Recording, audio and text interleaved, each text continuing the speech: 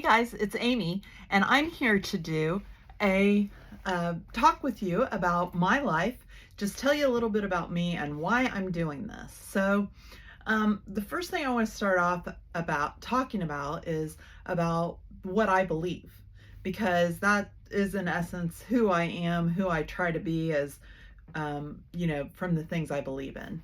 So, I wanted to start out by talking about what I learned as a child to believe. So when I was a little girl, when I was first born, I was born to a family that had 5 children. So I was the sixth one. So I was the baby of the family.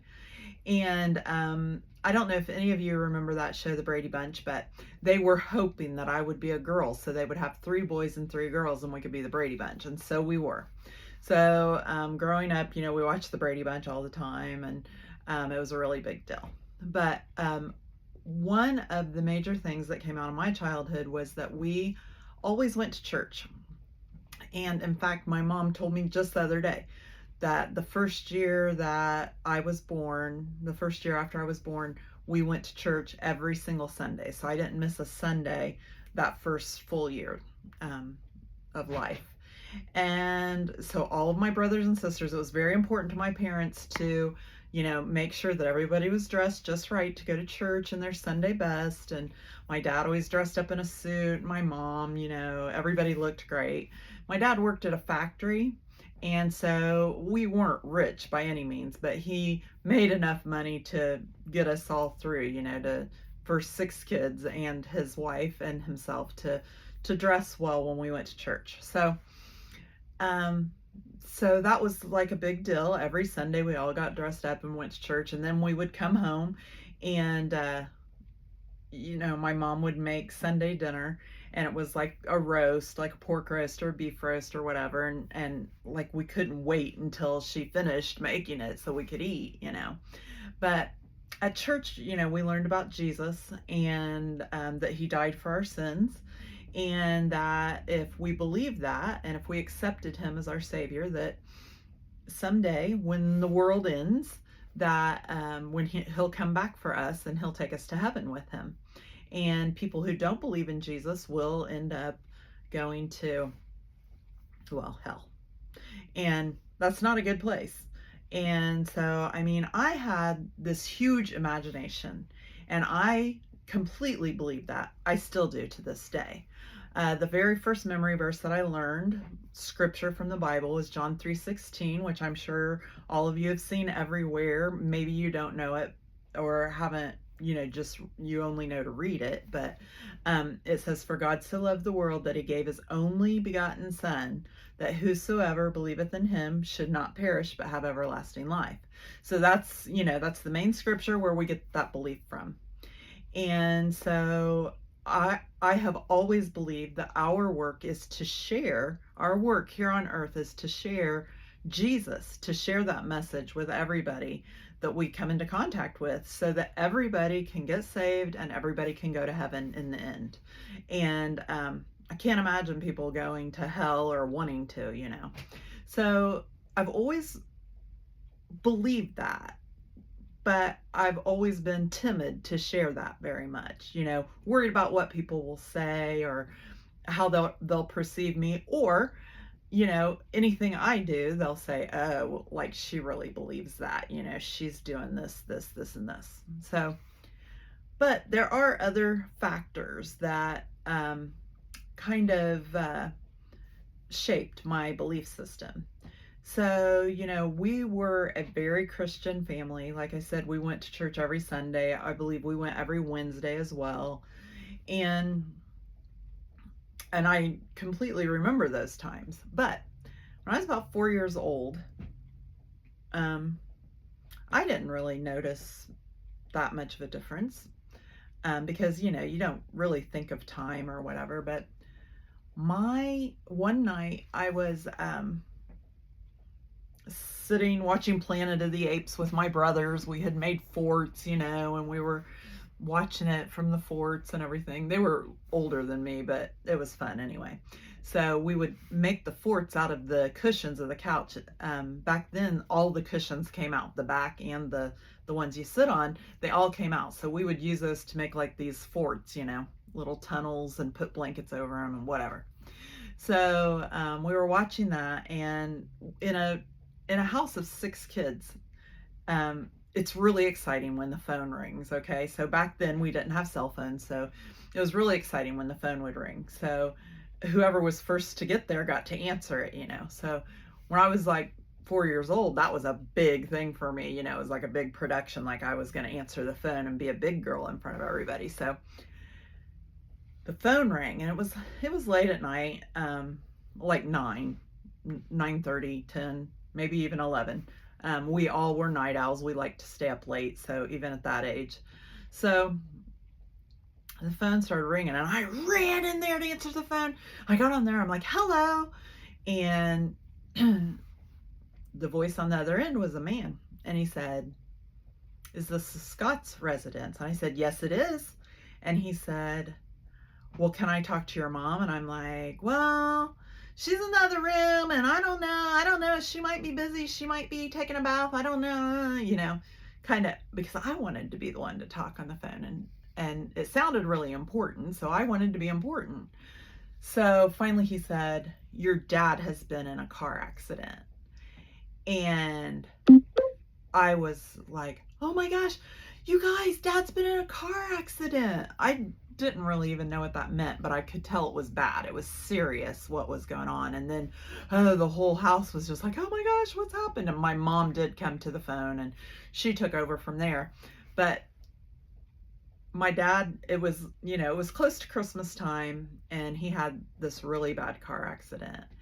And he actually had been drinking and driving, and he went off the road and hit like 3 trees on the driver's side and just smashed his head in. And he had brain damage from that, and he was in the hospital. Seems like to me, I don't know, my mom might be watching this. This is how I remember it, okay? I'm sure she'll give me more details later, but as a 4-year-old, this is what I remember. He was in the hospital for what seemed like about a year and a half. And he was down at Methodist, which is a big hospital here. And my mom went there like almost every night. She spent like every night there. My brothers and sisters were all older than me. Like my oldest brother was 13 years older, and my oldest sister was 10 years older. Then another brother that was 8 years older, and then twins that were 7 years older. And so they took care of me and of each other. They were able to do that. They were old enough to do that, and they had been taught well. So, but one thing that did kind of go by the wayside was us going to church very much, because my mom wasn't home, because like during the day she would get us up and get us out the door for school, and then she had to go to work because she had to take on a job full time, because she wasn't getting my dad's income. She was getting some, like a disability pay, but she wasn't getting all of it. And so she had to supplement that, and lots of people helped. Lots of people sent food and everything, for us. So we always seemed like we always had plenty of groceries and everything. But it was a really scary time in our lives for my dad to not be there, because he was like, the strength of our family. He was the leader of our family, and he was the one that always knew what to do. Well, we find out later that it was really my mom that knew what to do. But anyway, so my mom was very busy. I can see that now as an adult mother. She was very busy working, raising all those children, making sure that everyone was fed and clothed and had the proper amount of sleep, and la la la. And she went down and saw my dad. And so, that takes a lot out of a person. That was about an hour drive down there, maybe an hour and a half, an hour back. And with snow and everything, we live in Indiana, so with snow, I mean, it was a rough time. And so, anyway, I say that to get back to the church thing, because a lot of our church time went by the wayside because there just wasn't time for it, and everybody was worried, and it was just harder. And my mom needed to get sleep when she could, when she was home. So then, after that year and a half, he was rehabilitated enough. Now, this was in the 1970s, okay? So he was rehabilitated enough to come home. He was able to walk. He wasn't he wasn't walking. I mean, he walked well, but he didn't have good balance. And so, like, for instance, he couldn't walk along bleachers, like, how you step on the wooden part of the bleachers and you walk along down to your seat or whatever. Couldn't do that anymore. He would fall. So really poor balance. But some of the other things that the brain damage did was it made his emotions really extreme. Like, if he would see something sad on TV, he would cry, like, really, tears, and his face would be all, just, and he would just be crying. And we had never seen him cry before. Like, our dad didn't cry, and I mean, we can argue about that, being masculine or not, but he would cry. Or if something was funny, he would laugh, and he would laugh until he cried, but, just huge, big laughter. But if he got mad, it was freaking scary. And I know that a lot of my imagination and my acting abilities come from that, because there was a certain way we had to act around him after that car accident so we wouldn't upset him, because it seemed like that was the emotion that came through the most, was anger. And it was the scariest thing. I mean, you literally thought he might kill you. And in fact, I think that, looking back from this day and age, from 2025 to the 1970s, that probably he would have been in an institution with the kind of brain damage he had, because you just never knew how far he would go, how far his emotions would go. And there were other things, like, mechanically his brain had to get to working again. It was weird though, because he was still very intelligent, but he would, like, watch things like the clock, how it ticked and how it moved. He was always, like, thinking about the clock. We had a clock that chimed every 15 minutes, and he was always thinking about that, like, mechanically. And watching my mom load the dishwasher, she had to load it a certain way every time, just because of the way his brain worked. I learned how to tie my shoes with my dad. And it's a joke in our family, because he was left-handed and I'm right-handed, but I learned to tie my shoes left-handed like he did. And so the bows on my shoes always come out, like, on the inside of my foot, because that's my dominant hand that I pull with, and I seem to pull to the left. I don't know, it's weird. But the emotions were probably the scariest part, and especially because not too long after he came home from that car accident from the hospital, he started drinking again. And he drank beer, and he drank lots of beer. It wasn't just a couple a night, He would drink, I don't know when he would start drinking. It seemed like he was drinking all the time. However, I think it was more towards the evening. But I know by the time I was a teenager, he drank about a case every night. But anyway, back to when I was little, and it was really scary. It was weird that he was drinking so much, and his breath smelled like beer, and he still wanted to be the dad, and we still wanted him to be. We loved him. He was our dad. He was everything. And so I remember kissing him goodnight, and his breath smelled like beer, and it was awful. And I mean, that's probably one of the reasons why I don't really like beer to this day, because it just smells so nasty, and it did such nasty things to my dad. And so anyway, um, so he would drink a lot, and when he would drink, he would get mean. Any little thing would set him off, and then he would get sleepy and pass out. And so, and of course his balance wasn't very good anyway, so then with drinking he would get way off balance. And it was weird. It was just the strangest thing. But then it got to be even scarier, because when he got mean, he would want to push my mom around or push my brothers and sisters around, and they would still stay up late at night with him, but they would put me to bed. And it was like he always treated me like I was still his little doll baby, his youngest little baby, which I was. But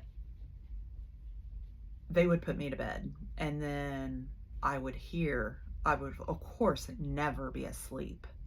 And I would hear in the other room, what was going on. And I could only imagine what was really going on. I don't know if it sounded worse than it was, but I could hear screaming. I could hear shouting, him yelling at them, my brothers and sisters crying, my mom crying.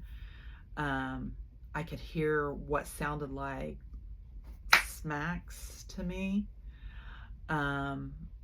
I could hear the other kids, I always called them the kids, saying, "Stop, stop, what are you doing? Why are you doing this? Ah!"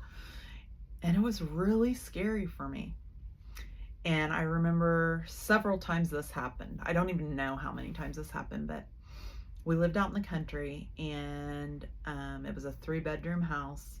All the girls were in one bedroom, the boys were all in another bedroom, and my parents had their own bedroom. And this happened several times where my dad would kick them all out of the house. He'd say, "Get out of my house." And so they would take off running, and they would have to act like they really left, like walk down the road or whatever. And we had cornfields all around our house, so they would go out into the cornfields to hide, because they knew they couldn't completely leave. For one thing, he took the car keys, so they couldn't take the vehicles. And for another thing, I was still in there in bed, and they were afraid of what might happen with him in there in this rage, and I was still laying in bed. So my brothers and sisters and my mom, they would hide out in the cornfields until he would pass out. And after, well, the first time it happened, he had beat my mom up pretty bad during that time. And I know because I remember her wearing sunglasses the next day, because she, had a black eye.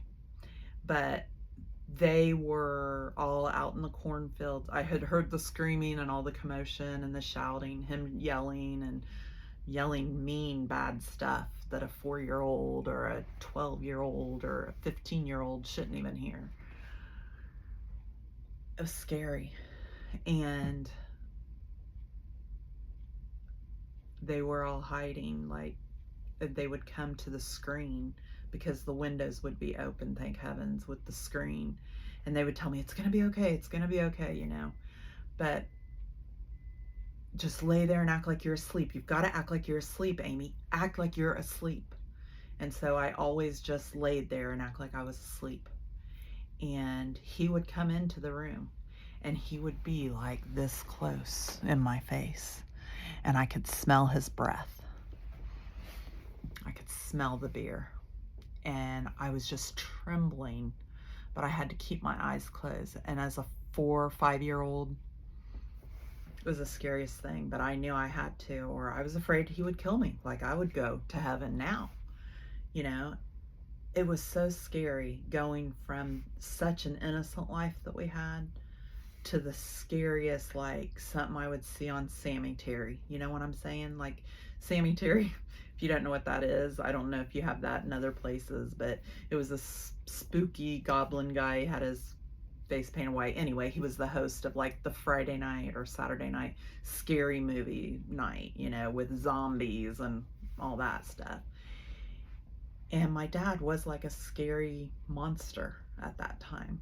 And so I would just keep my eyes closed and act like I was asleep. And he'd be like, "Are you asleep? Are you asleep?" And like I said, it was right in my face, right over my nose and my mouth and my eyes, you know. And I would just lay there and sleep. And he would finally stumble out of there.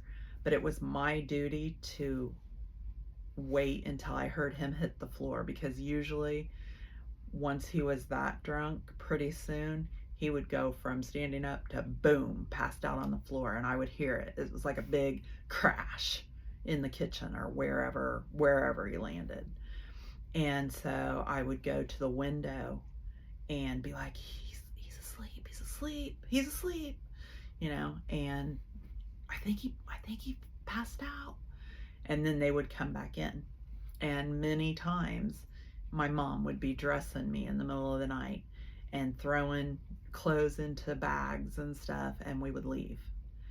And because it was so scary, you know, and we would go into like my grandma's house. Sometimes we would go to different people's house. My mom had a cousin that some of us would go to, my older sisters, because she had a daughter. And I would go to my grandma's with my mom, you know, and there was another lady that was friends with us, that some of my brothers. Anyway, everybody would kind of be split up and we would be gone for a few days. And my dad would be coming into my grandma's house, you know, begging my mom to come back and everything. "I'm not going to do it anymore. I'm not going to do it anymore. I need you," and blah, blah, blah. And so we would go back, and it happened over and over and over again for a couple years, probably until I was 7 or 8. I mean, it was always happening, even after I was 8, but we lived out in the country all that time, and that's when it happened. And after that first time, maybe a second time, I don't know. It just seemed to happen all the time. But after that, my mom had telephones put in every room of the house, because remember, it just had a cord, and we used to just have one in the kitchen. Well, she had a phone put in every room so that any of us kids could call from any room of the house.